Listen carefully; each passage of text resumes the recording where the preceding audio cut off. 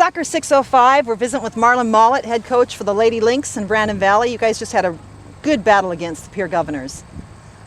Your team seems to have improved from last year's team. What do you attribute that to? A lot of work, a lot of time spent, and a lot of good parents, and a lot of good soccer players.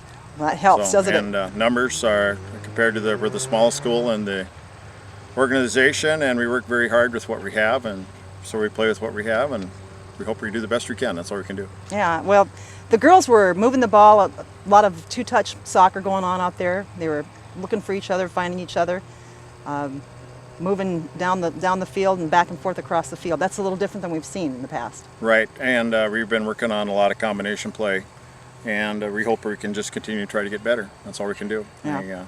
It's tough. They're all tough teams, and down the line, Brookings and Watertown, I watched them play. They're tough too. Lincoln's got a good team, and we still got Washington. They're going to be good. So, and Spearfish is good too, from what I hear from Lamb's team out there. So, yeah, I expect all the way through. There's no assured wins anywhere, Absolutely is there? not.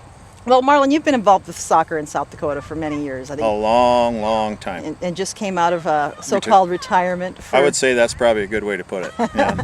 So what do you think that, what do you see as changes in the years that you've been involved with soccer, as far as the level of play? This is a beautiful facility you have here in Brandon Valley. I think Brandon Valley's got one of the greatest complexes that you can play on, and I just hope they can keep developing their organization. I'm glad to be here, part of it. We brought coaches in. My assistant coach, who used to coach with me, she's a National C licensed coach. I got her out of retirement, so she's come back to help us too. So I'm looking forward to, just trying to get better. Well, all the coaches are great. I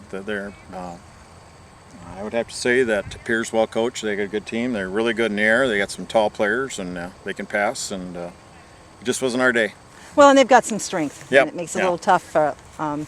They got a couple players that are real strong players, right. Physically strong. And we're hoping we've got outside people working, and hoping to bring up younger people and get more touches on the ball. And as you may well know, it all starts at the younger ages. And organizations I've been on over the years, that's how we tried to train, is bringing them up from the younger ages. So. Yeah, and your team is just looking better, and they're thinking faster. It looks like when they're playing the ball forward to each other. So. Yeah. And one thing I got to say about what you've done for soccer is amazing.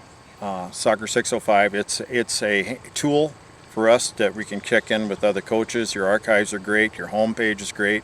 I'm just glad to be part of it. Well, thank you. I think you've done an excellent job, and nobody's ever done that before. Well, and you're reaching out to the soccer organizations. You'll reach out to coaches across the country who can watch play-by-play, and it even helps us coaches to watch other tems play on video. Yeah, we were. I can't say enough of it. Well, thank you, Marlon. We appreciate your support of the site. Oh, and you'll always have that. Well, so. it's a pleasure. It's a way for us to still stay involved after our kids have gone on, and and to be able to.